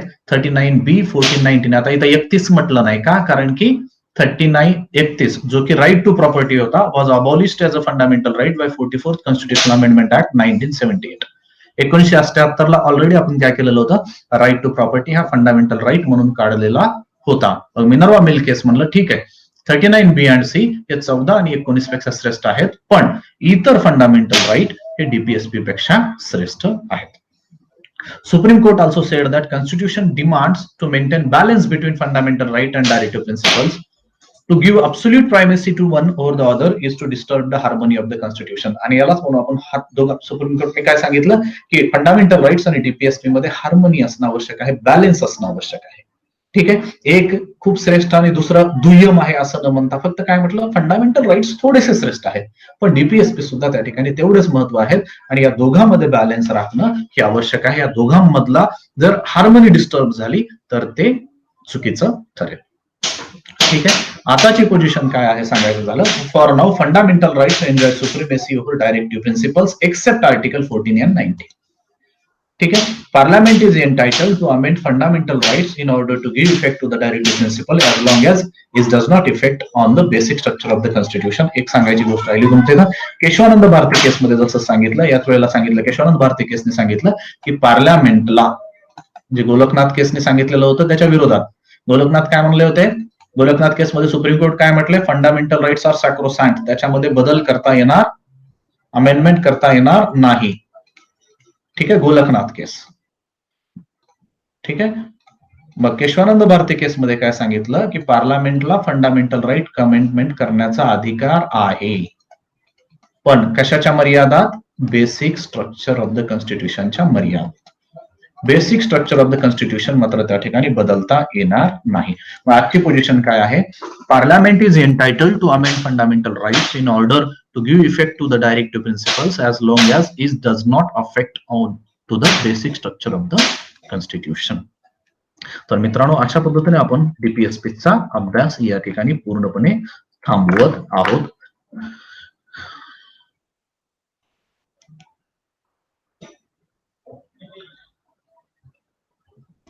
मित्रांनो, आजच्या अजेंड्यामध्ये खरं तर फंडामेंटल ड्युटीज संपवण्याचा सुद्धा त्या ठिकाणी माझं नियोजन होतं, but unfortunately because of the technical issues जे आले आपल्याला आणि वेळेच्या अभावी मला फंडामेंटल ड्युटीज आज पूर्ण करणं थोडंसं अवघड आहे. तर मी काय करतो मित्रांनो, फंडामेंटल ड्युटीजच्या एक थोडक्यातच सांगून देईल, त्याच्यामध्ये जास्तीचा नाहीये. का? कारण की आपल्याला जास्तीचा वेळ पण घेता येणार नाही. तर फंडामेंटल ड्युटीज आपण थोडंसं एक 5 ते 10 मिनिटांमध्ये फास्ट कव्हर करूयात. या करत असताना मला तुमची मदत लागेल, कारण की थोडं फास्ट सांगणार आहे, लक्षात घ्या. फंडामेंटल ड्युटीज ओरिजिनल कॉन्स्टिट्यूशन मध्ये होत्या का? फंडामेंटल ड्युटीज ह्या ओरिजिनल कॉन्स्टिट्यूशन मध्ये नव्हत्या.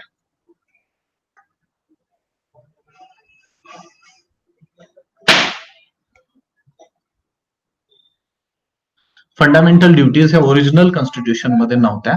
तर 42nd कॉन्स्टिट्यूशनल अमेंडमेंट ऍक्ट 1976 ची आहे. 42nd कॉन्स्टिट्यूशनल अमेंडमेंट ऍक्ट ह्या घटना दुरुस्तीने पार्ट 4A मध्ये आर्टिकल 51A ऍड करण्यात आलं आणि त्याच्या अंतर्गत 10 फंडामेंटल ड्युटीज त्या ठिकाणी ऍड करण्यात आल्या. किती? सुरुवातीला 10 फंडामेंटल ड्युटीज त्या ठिकाणी ऍड करण्यात आल्या. 10 फंडामेंटल ड्युटीज. कुणाच्या रिकमेंडेशन वरती? तर स्वरण सिंग कमिटी यांच्या रिकमेंडेशन वरती ते केलं गेलं. स्वरण सिंग कमिटी यांच्या रिकमेंडेशन वरती केलं गेलं. It suggested the incorporation of 8 fundamental duties in the constitution. Swaran Singh यांनी किती सांगितलेल्या होत्या? 8 फंडामेंटल ड्युटीज सांगितल्या होत्या. पण जेव्हा पार्लमेंटने घटना दुरुस्ती केली तेव्हा 10 फंडामेंटल ड्युटीज त्या ठिकाणी ऍड करण्यात आल्या. आता हे फंडामेंटल ड्युटीजचं इन्स्पिरेशन कुठून आहे? तर USSR. आणि जर डेमोक्रेटिक कंट्रीज मध्ये बघितलं तर Japan is the another democratic country apart from India having fundamental duties mentioned in its constitution. ठीक आहे. तर गांधीजींचं एक वाक्य या ठिकाणी तुम्ही लक्षात ठेवा, real rights are the result of the performance of the duties. म्हणजे जेव्हा राईट्स आणि ड्युटीजचा प्रश्न आला, राईट्स वर्सेस ड्युटी, तर गांधीजींनी पहिला प्रेफरन्स कोणाला दिलेला आहे? गांधीजींनी अगोदर पहिला प्रेफरन्स ड्युटी याला दिला. का? कारण की त्यांचं म्हणणं काय होतं? Real rights are the result of performance of duty. म्हणजेच काय, तुम्ही जर तुमचं कर्तव्य जर बजावत आला तर तुमच्या अधिकारांचं रक्षण जे आहे ते आपोआप होईल, त्यासाठी तुम्हाला वेगळं करण्याची गरज नाही. हे गांधीजींचं मत होतं मित्रांनो. का? कारण की गांधीजींनी हे कर्तव्याला जास्त महत्व दिलं. पण जेव्हा आपण लिबरल डेमोक्रेसीचा विचार केला जातो, लिबरल डेमोक्रेसीज ज्या आहेत ह्या सर्वच्या सर्व राईट्सला जास्त महत्व देतात ड्युटीपेक्षा. का? कारण की जेव्हा ड्युटीला महत्व दिलं जातं तेव्हा स्टेटचा रोल त्या ठिकाणी वाढतो आणि इंडिव्हिज्युअलचा, व्यक्तीचा रोल जो आहे तो त्या ठिकाणी कमी होऊन जातो. स्टेटचा जो अधिकार आहे तो अधिकार वाढतो आणि इंडिव्हिज्युअलला असणारे, व्यक्तीला असणारे जे अधिकार आहेत ते अधिकार थोडेसे कमी होतात जेव्हा आपण ड्युटी विषयी बोलतो. म्हणून जेव्हा आपण राईट्स विषयी बोलतो तेव्हा आपल्याला काय होतं, किंवा व्यक्तींना असणाऱ्या अधिकारांमध्ये त्या ठिकाणी वृद्धी होते. म्हणून जे लिबरल डेमोक्रेसीज आहेत त्या सर्वचे सर्व काय करतात? इंडिव्हिज्युअलच्या अधिकारांना त्या ठिकाणी प्रोत्साहन देतात. ठीक आहे. नंतर कधीपासून इम्प्लिमेंट झालं? 3 जानेवारी 1977 पासून हे इम्प्लिमेंट झालं. म्हणून 3 जानेवारी जे आहे त्याला फंडामेंटल ड्युटीज डे सुद्धा सेलिब्रेट केला जातो. 3 जानेवारी फंडामेंटल ड्युटीज डे आणि 3 जानेवारी लक्षात घ्या सावित्रीबाई फुले यांची जयंती सुद्धा असते.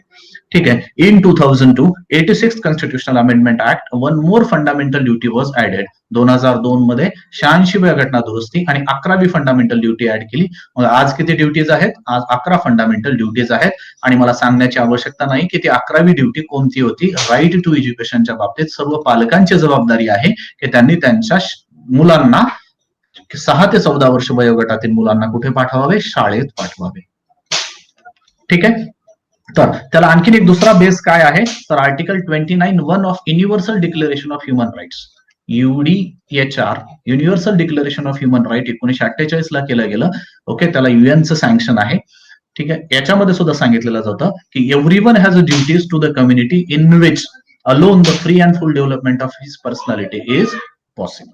ठीक आहे. अशा पद्धतीने मित्रांनो संविधानामध्ये इन टोटल 11 ड्युटीज आहेत. तर माझी इच्छा असेल की तुम्ही त्या 11 ड्युटीज एकदा वाचून घ्याव्यात. ह्या ज्या ड्युटीज आहेत काही मोरल आहेत, काही सिव्हिक ड्युटीज आहेत आणि हे या ठिकाणी बदललं. महत्वाची गोष्ट लक्षात घ्या, जसं मी तुम्हाला म्हटलं होतं किंवा डीप फंडामेंटल राईट्स मधले काही अधिकार सिटीजन्सला आहेत आणि काही अधिकार सर्वांनाच आहेत, सिटीजन्स ऍज वेल एज नॉन सिटीजन्स. पण फंडामेंटल ड्युटीज ह्या फक्त आणि फक्त सिटीजन्सलाच अप्लिकेबल असतात. त्या आपल्याच देशाचे जे नागरिक आहेत त्यांच्याकडूनच आपण त्या ड्युटीजची अपेक्षा करू शकतो, फॉरेनर्स कडून नाही. परत they are non justiciable part of the constitution, म्हणजेच काय, त्याच्या अंमलबजावणीसाठी तुम्हाला कोर्टामध्ये जाता येत नाही. त्याच पद्धतीने 42व्या घटना दुरुस्तीने पार्ट 4A मध्ये 51(1) मध्ये 11 ड्युटीज आज आहेत. ठीक आहे, 11A मध्ये 11 ड्युटीज आहेत, पण त्या संदर्भातली पनिशमेंट किंवा पेनाल्टी त्या ठिकाणी नाही. बरं, ह्या लिस्ट ऑफ ड्युटीज मध्ये इज इट एक्झॉस्टिव्ह, सगळ्याच ड्युटीज आलेल्या आहेत का? नाही. आता तुम्हाला मत टाकणं हा तुमचं एक कर्तव्य आहे, कास्टिंग द वोट, पण ते त्या ठिकाणी मेन्शन केलेली आहे का? नाही. त्याच पद्धतीने टॅक्स पे केला पाहिजे, ही सुद्धा एक तुमची ड्युटी आहे, पण ती एक मेन्शन केलेली आहे का? नाही. फॅमिली प्लॅनिंग, ठीक आहे, ह्या ज्या ड्युटीज आहेत ह्या सुद्धा एक नागरिक म्हणून तुमचे कर्तव्य आहेत. पण 51A मध्ये ज्या 11 ड्युटी सांगितल्या त्यामध्ये या ड्युटी नाहीयेत, तुम्ही एकदा लक्षात घ्या. त्याच पद्धतीने काही ड्युटीज ह्या वेग आहेत, जरा अँबिग्युअस आहेत. ठीक आहे, मोघम सांगितलेले आहेत, त्याचा अर्थ आपल्याला लागत नाही. पण त्याचं महत्व काय आहे, तर कोर्टांना एखाद्या कायद्याची संविधानिक वैधता तपासत असताना या ड्युटीजचा मदत होते. ठीक आहे, त्या पद्धतीने ह्या 2 केस आहेत मित्रांनो, हे लक्षात ठेवा. MC मेहता केस आणि AIIMS स्टुडंट युनियन ह्या केस आहेत. MC मेहता केस मध्ये काय सांगितलं सुप्रीम कोर्टने, की 51E अंतर्गत जी एन्व्हायरमेंटल पोल्युशनच्या बाबतीत, कन्झर्वेशन ऑफ एन्व्हायरमेंट, ठीक आहे, च्या बाबतीतली जी ड्युटी आहे ती ड्युटी सेंट्रल गव्हर्नमेंटची सुद्धा आहे. ठीक आहे, फक्त लोकांची नाही. तर मग काय सांगितलंय तिथं, it is the duty of the central government to introduce compulsory teaching on protection and improvement of the natural environment in all the educational institutions of the country for at least 1 hour in a week. म्हणजे आठवड्यामध्ये कमीत कमी 1 तास असणं आवश्यक आहे. काय, 1 तास प्रत्येक एज्युकेशनल इन्स्टिट्यूशननी protection and improvement of natural vegetation वरती खर्च करावं. नंतर in AIIMS students union versus AIIMS काय सांगितलं, fundamental duties enriched in the Article 51A, Supreme Court said that they are equally important like fundamental rights. म्हणजे fundamental duties ह्या fundamental rights एवढ्याच महत्वाच्या आहेत, असं AIIMS students union versus AIIMS ह्या केसमध्ये सुप्रीम कोर्टने सांगितलं. तर मित्रांनो, अशा पद्धतीने आजचं जे लेक्चर आहे आपण इथं थांबवत आहोत. माझी इच्छा असेल की फंडामेंटल ड्युटीज तुम्ही परत एकदा वाचाव्यात. पुढच्या लेक्चरच्या सुरुवातीला मी थोडंसं ड्युटीज वरती एक रिव्हिजन घेईल आणि त्यानंतर आपण आपल्या पुढचं फेडरलिझम या टॉपिकला सुरुवात करू. धन्यवाद.